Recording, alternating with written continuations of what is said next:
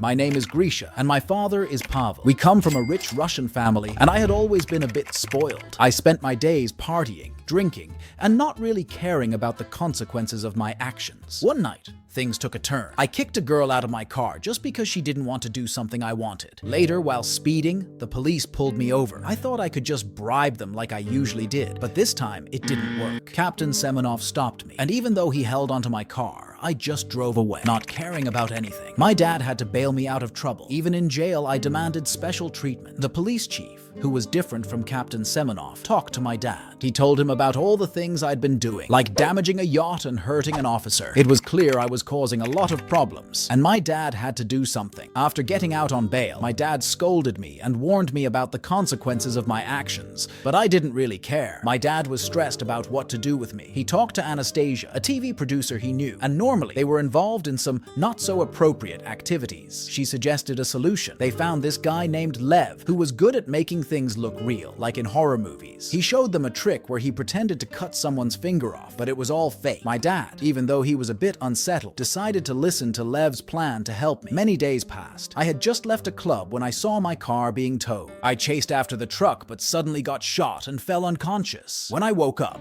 I was in a stable, wearing weird clothes. A stable boy named Artyom told me to saddle horses, and when I didn't, Foreman Avdei Mikhalich dragged me out, kicking and yelling. Then, the landowner Dmitry Timofeyev and his son Alexei Timofeyev showed up. They gave Avdei a whip, and he used it on me because I didn't follow orders. Dmitry threatened worse punishment if I didn't get the horse ready. Confused, I ran away and realized I was in a village in 1860s Russia before serfdom ended. I asked people for help, hoping for a phone or the police, but they didn't understand. Eventually, I reached the estate borders and accidentally fell into a lake. When I returned to the village for dry clothes, I was captured by Avdei and taken to be hanged for running away. Luckily, Dmitry's daughter Aglaya intervened, asking her dad to show mercy on the prisoners. It was her birthday, and Dmitry spared my life. A bird flew above us, but it wasn't a bird. It was a drone. It turns out this wasn't time travel. It was a plan by Lev to teach me discipline, funded by my own father. Lev and Anastasia orchestrated the illusion with hidden cameras, actors, and a sniper. One day, my father saw me getting a whipping,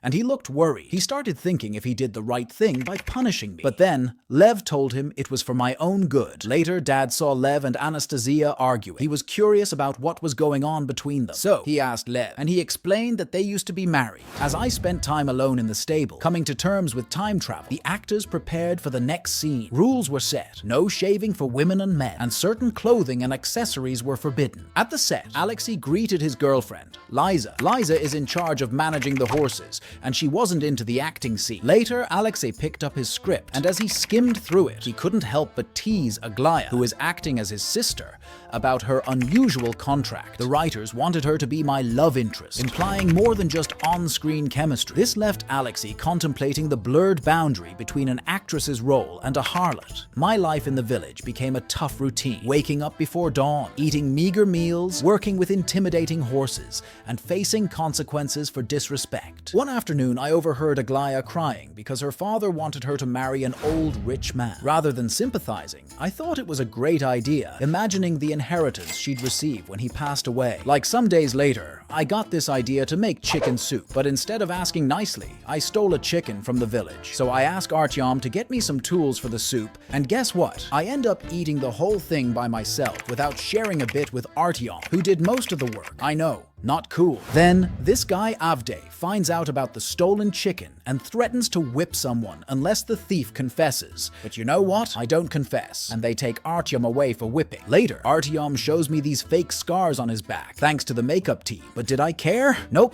Not really. While I'm trying to explain why I don't care to Artyom, I see Liza, the girl who takes care of the horses, and notice she's wearing modern underwear. Bingo! I start chasing her to see more, but thankfully, other villagers stop me before things get out of hand. My dad Pavel thought this whole thing wasn't working and wanted to stop it, but then they noticed that I started looking for Liza to apologize. The other villagers were like, why is he apologizing to her? But Lev, the guy in charge, thought it was a good chance for progress and told them to spill where she lived. So I said sorry to Liza, and she accepted it.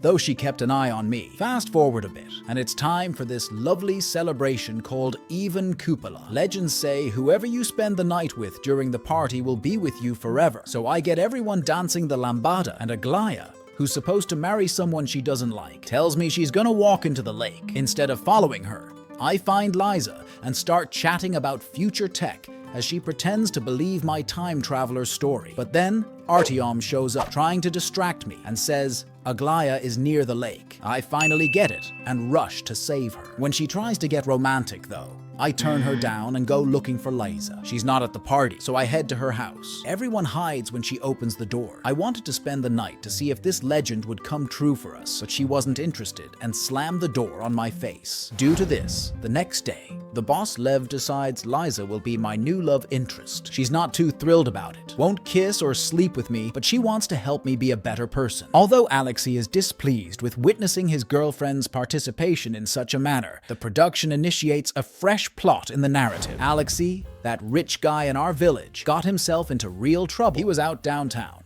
got all drunk, and caused a whole bunch of chaos. Even the sheriff got hurt trying to stop him. Can you imagine? Now, instead of feeling mad at Alexei for causing all this mess because he thinks he's some noble dude, I'm standing there feeling jealous. Why? Because I'm thinking Alexei had this super fun night out, and here I am, stuck with my boring routine. But hold on, things take a twist. Dmitry, Alexei's dad, comes up to me and says, Grisha, you gotta take the blame for Alexei. You know, be the stand-in for his punishment. At first I'm like, no way, that's not happening. But then Dmitry, being the smooth talker he is, offers me freedom and some good food in exchange. And you know what? I'm like, deal! Alright, so this time around, I decide to do something different. Before taking Alexei's punishment, I remember to share the food with Artyom. I mean, come on, the poor guy did most of the work, so it's only fair, right? While I'm doing my thing, Anastasia and Lev start getting along again. But here's the kicker. My dad, Pavel, starts worrying that they might get back together. Lev finds it hilarious because,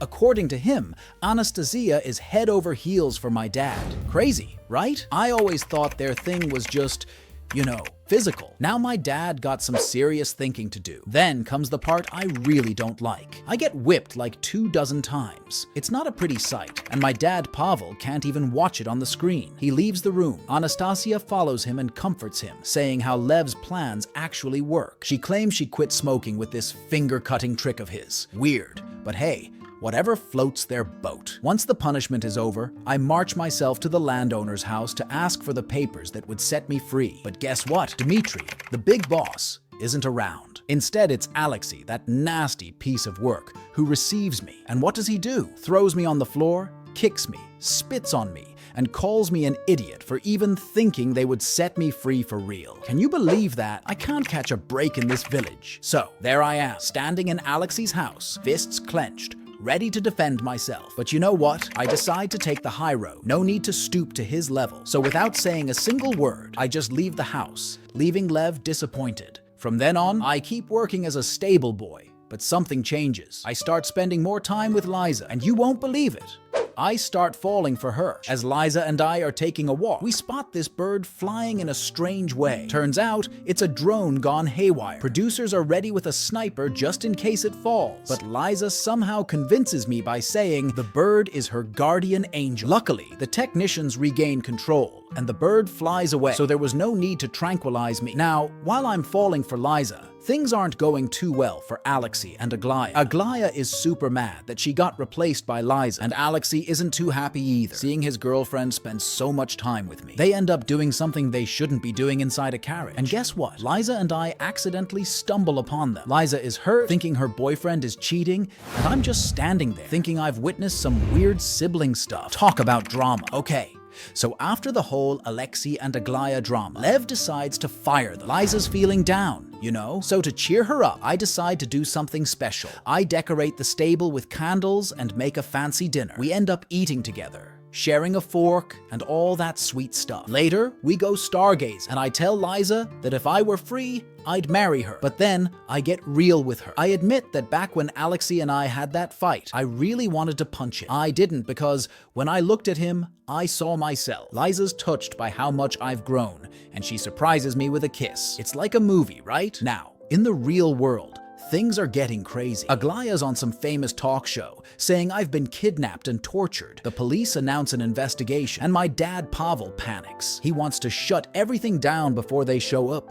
But Lev, the guy in charge, says it's too soon. He's got this plan for me to do a final heroic act. I have no idea what's coming. Meanwhile, Lisa and I are just enjoying our time together. She suddenly says something serious though. If, for some reason, we get separated, she wants me to know that everything between us has been real. Right at that moment, Artyom shows up and says, we need to get back to the village because the Mongols have attacked. Yeah, I believed it. No questions asked. I suggest going the other way to avoid danger, but Artyom says the Mongols will burn the village if every worker isn't there. Little did I know, it's all part of Lev's plan. Okay, hold on to your hats, because things are getting crazier in the village. The Mongols show up, and they're given this massive food offering. But here's the twist. Their leader wants a woman too. So he picks one from the crowd, and her brave dad steps up to defend her. They decide to settle it with a duel, and unfortunately, the dad loses and gets his head chopped off. Super intense, right? But at least he paid with his blood to save his daughter. Then guess what? The leader picks Liza as the next woman. She cries out for my help. But